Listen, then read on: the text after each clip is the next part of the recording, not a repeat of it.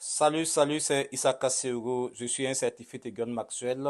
C'est avec enthousiasme que nous allons nous plonger dans la huitième loi de leadership, la loi de l'intuition. La loi de l'intuition dit que le leader évalue tout avec un parti pris de leadership. Cette fascinante loi de leadership veut nous faire savoir que le leader possède un sixième sens, genre une sorte de flair naturel qui les guide. Je peux dire une boussole interne qui oriente spontanément les décisions vers l'excellence managériale. Je peux vous dire que transmettre l'essence de cette loi est un véritable défi. Parce que parmi toutes les lois de leadership, voici la loi de l'intuition et la loi de timing que nous allons voir dans les jours à venir, sont les lois difficiles à maîtriser.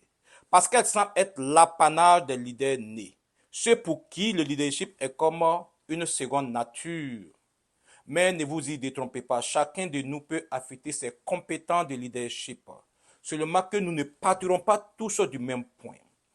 La beauté du leadership réside du fait que peu importe votre position actuelle de leadership, il existe toujours une marge pour progresser, pour devenir un leader confirmé.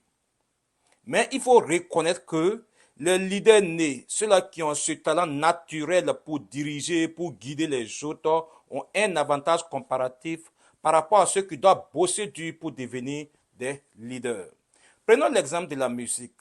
Une personne naturellement Dieu pour la musique, vous êtes d'accord avec moi, trouvera aisément et simplement un chemin dans cet art par rapport à celui qui n'a aucune prédisposition dans la musique. Il en va de même pour le leadership et bien d'autres domaines.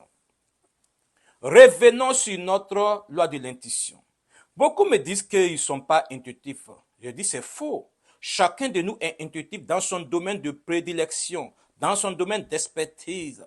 Si la musique est votre domaine de prédilection ou bien votre domaine d'expertise, vous allez voir que votre intuition s'associera à la musique, car cela vous confère un certain nombre d'avantages. Et l'intuition vous permet de saisir les choses rapidement et très approfondies. Vous êtes intuitif là où vos talents s'épanouissent. Dans le cas contraire, votre intuition s'émousse. Lorsqu'on est dans son élément, l'intuition est notre premier allié. Et si vous êtes un leader intuitif, vous allez voir que vous allez, aux premiers étapes, vous allez faire confiance à votre instinct. Mais lorsque vous n'êtes pas dans votre domaine de prédilection, s'il vous plaît, je vous demande, ne vous laissez pas guider par vos émotions personnelles. Posez-vous des bonnes questions. Qu'est-ce que vous savez? Qu'est-ce que vous pensez? Où voulez-vous aller? Cela vous permet de prendre des bonnes décisions. La loi de l'intuition est précieuse pour ceux qui ont le leadership comme un don. Et lorsque vous sentez que votre travail ne stimule pas vos facultés intuitives, la solution est simple. Laissez-vous entourer par des personnes intuitives. Laissez-les vous conseiller. Vous consultez-les, parlez avec elles. Laissez-les influencer vos décisions. Je voulais vous faire savoir que personne ne maîtrise toutes les lois de leadership. Et lorsque vous êtes dans un domaine que vous n'excellez pas, s'il vous plaît, laissez la place à ceux qui y brillent.